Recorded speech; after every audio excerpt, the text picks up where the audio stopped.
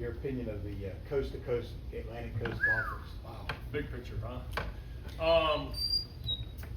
You know, for me, given that one of the biggest arguments my dad and I ever had as a kid was going from 9 to 12, 12 to 17 seems like a pretty easy lift. I guess it was bound to happen. It was just who was going to be on the roster.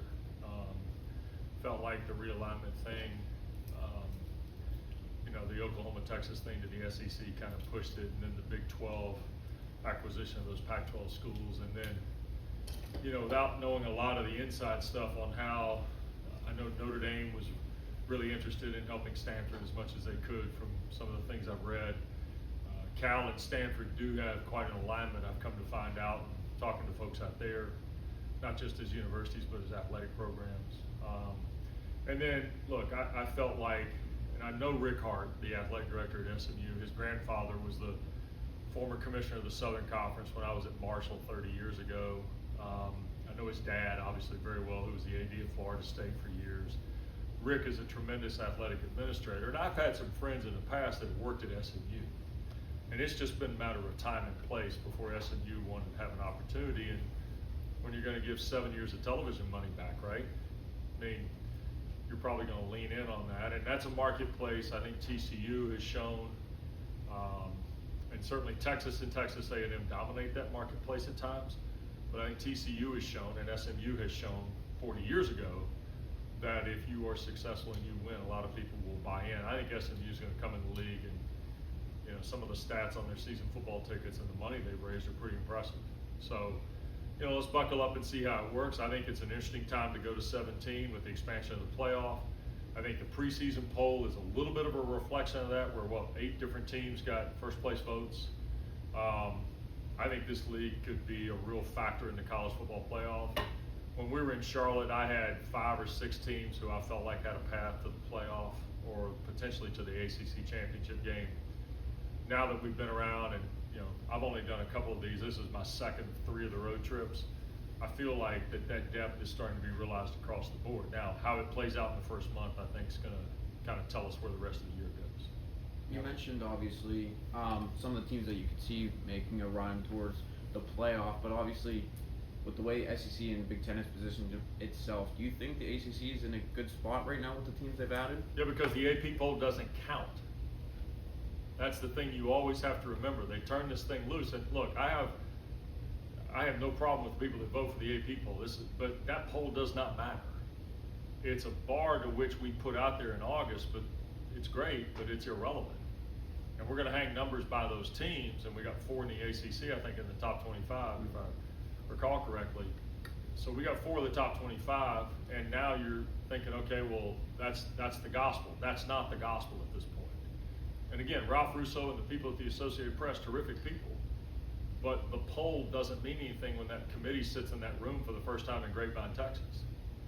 Are they influenced by that poll? According to the bylaws, no. They come at it, you know, in a different process, the mock process I've been through years ago. You see how they group teams and eventually get to the 25 when they start releasing the CFP poll. But yeah, I do think that, first of all, we've expanded it, right? And so now, where it used to be 0 and 1, and when you got beyond 1, you didn't feel real good about your chances. Now all of a sudden, 1 and 2 are still in the hunt. Well, you start looking at the ACC, I mean, they're teams that you can say, wait a second, they might be undefeated, or might only have 1 loss, or might only have 2 losses. Those teams, to me, are going to be alive. We don't have any idea how this is going to work. I mean, we think we do, but I run into people who still don't understand that the 4 conference champions are the top 4 seeds.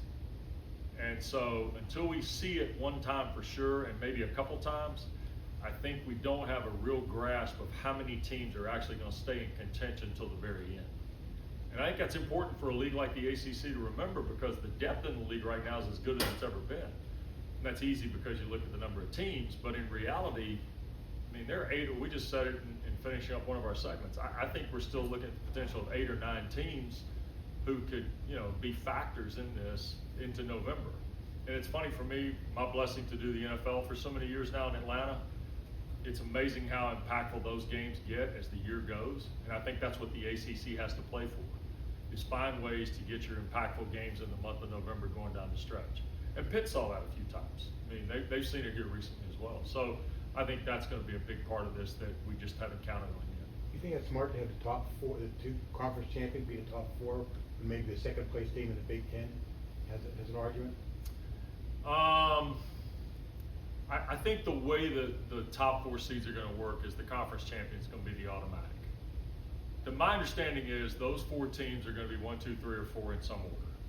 And then the highest rated G5 gets plugged in where they finish in the poll. Okay, and so then the second place team could be 5, 6, 7. I mean, it's quite possible that you could have a conference on conference matchup, in the early rounds. I mean, the days you and I were familiar with the 4 team and the old BCS is they tried to stay away from those conference on conference games. Now that's not going to be possible. And remember too, you're going to campus sites in that first round. That's a big change too. And I think that's something that, again, we don't know what that's going to look like. I mean, we think we do. It'll be great, but we haven't seen it yet. And, just having seen the NFL go through their, kind of the revision they made in the playoffs a year ago, I think you saw a lot of interesting games take place. And imagine now we're expanding this thing 3 times. We've gone from 4 to 12. It's not like we went 4 to 8. We just went ahead and burrowed to 12 and already talking about more. So I think that part is going to be fascinating to watch. I really do. You were just asking about the.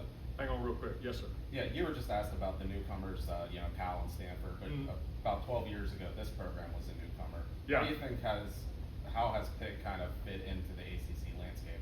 I would say in terms of football, in a big way. I mean, they went through a little bit of cycling with coaches, right? And then when Paul Chris left, you saw them make what I thought was a terrific hire. And better than that, they also gave Pat the patience to build this thing to where there's a degree of continuity. And that's why, I come away from this thinking the first 4 games are going to be pretty important for Pitt. Continuity, quarterback's going to be really important. The emergence of the defense, you've seen some names on there. You know how the transfers probably factor into it from watching the spring.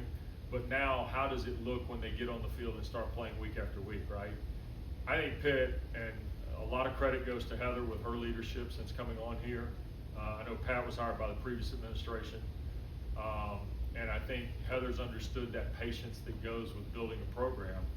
And even though last year was tough, they had, 4 or 5 games of 8 or less along the way, and a couple that they probably could have won anyway, and just had a bad break here or there. So I think they've been really, really solid. And, the scenario that played out here a couple of years ago with Kenny and the, 21 team now, right? I mean, that was a terrific football team and won some big games. And I think that's kind of solidified their presence. And then, I could go to some other sports too, but certainly what's transpired, I think the basketball stuff is now paid off with Jeff and things like that. It takes a while sometimes. When NC State, Pitt, Wake Forest, Pitt and Wake Forest in particular probably coming off tough years, but Dave Clawson and Pat Narduzzi have done the heavy lifting. They've done the heavy lifting to establish kind of what, and by the way, all the cards have changed, the ones you have to play in terms of football, like NIL portal, things like that. And yet I still think they've got, solidarity and continuity in their program, which is really critical. Going back to the playoff for a second, after seeing what happened to Florida State last year, getting left out of the field, should there be any anxiety among ACC schools thinking that could have been us, that could be us if we have a playoff-worthy resume? There's not the respect there for the ACC. Well, it won't happen to the champion, right? Because the champion's an automatic into the field. Where it could happen is, look, I think the league could get 3 or 4 in, okay? I think if you start to look at, let's take the front end of the preseason poll. Everybody at the front end of the preseason poll has a game or 2 along the way that's going to kind of determine how much they can stay in this.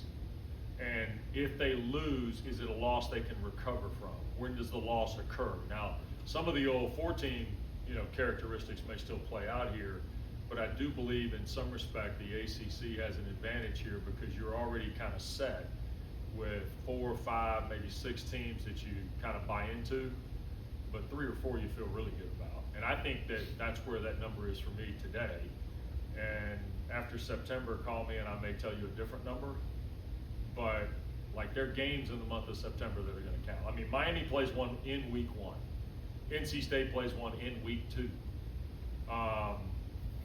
Florida State's going to play one, week 0.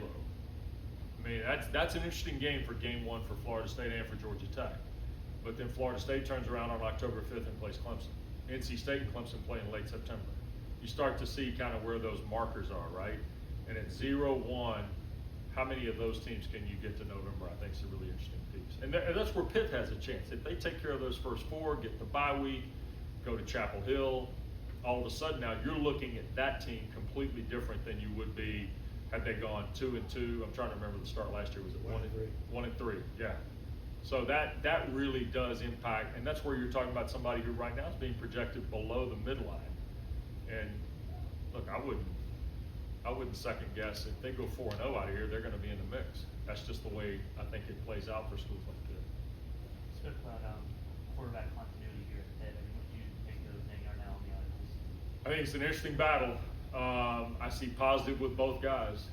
Yarnell obviously has got the experience of being here. The guys in the locker room knowing they're familiar with kind of the way he handles a game week. And I remember, was it Western Michigan a couple of years ago where he went and got the road win and wasn't sure he was going to play, and ends up being the guy, and goes up there and they found a way to get Abanikanda had a big game, and Yarnell was kind of a terrific game manager. And I think really last year the step back with all the uncertainty at quarterback probably impacted the way that the season started for sure. Holstein, I mean, in watching the spring game, it was funny because the first play is him cutting a ball loose down the field. It's like, here's Cade Bell, here's the offense, and bang, right? And so I think that's going to be interesting because he really does some nice things too. This is a terrific decision, though. I mean, you look around the league, we've got 3 or 4 schools that are in this boat, but this is, I mean, others I think are window dressing in some respect for the competition. We know the heavy favorite is, but here, I just said on the show the later tonight, can you wait till a week out? EJ Manuel thinks you got to give him 2 weeks.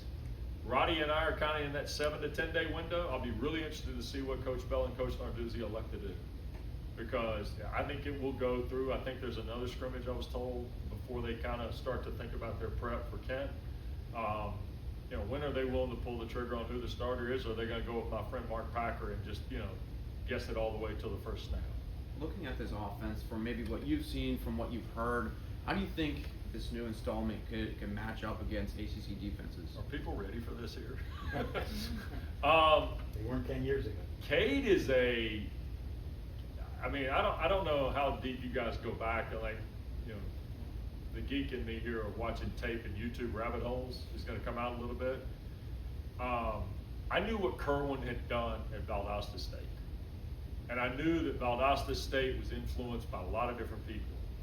But Cade now has influences not just from Kerwin, who is a terrific coach and a terrific offensive mind. And remember that, Kerwin played in those, Florida days where they were breaking ground with the way they threw the ball. So Cade has taken all of that and now expanded it. And I mean, you can tell by the lineups and the formations and the brief bit we've been able to watch the last couple of days that there's some NFL influence in this. Like for me, the most interesting player on the field is not any of the running backs or any of the wide receivers, it's Gavin Bartholomew. Because if I'm Cade Bell, I know he's a weapon with the football. And, the one thing you can't question about Bartholomew is his athleticism and his toughness. And I think he is a fascinating part of what they can become. Now, Mumpfield's going to be great. Lee, the sincere Lee, CJ Lee, I guess, the kid that came from Western, obviously is a proven commodity. Reed is a proven commodity. You know what, when healthy, Hammond can be. But to me, Bartholomew is a guy that the way this kind of looks and the way it kind of fits, Bell likes toys, and he's got toys here. And I think the real challenge, it's a twofold thing. The real challenge is, and I thought Ryan Jacoby and Terrence Moore, who were on the show tonight, were really reflective with Roddy yesterday in the piece we ran, or piece we taped about, their transition here. And Pat talked about, how much the strength and conditioning program has affected, how these kids are going to be in shape.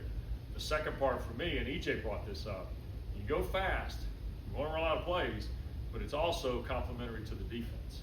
And how does that fit? So I think it's going to be really interesting to watch it happen. And I'll go back to those first 4 games.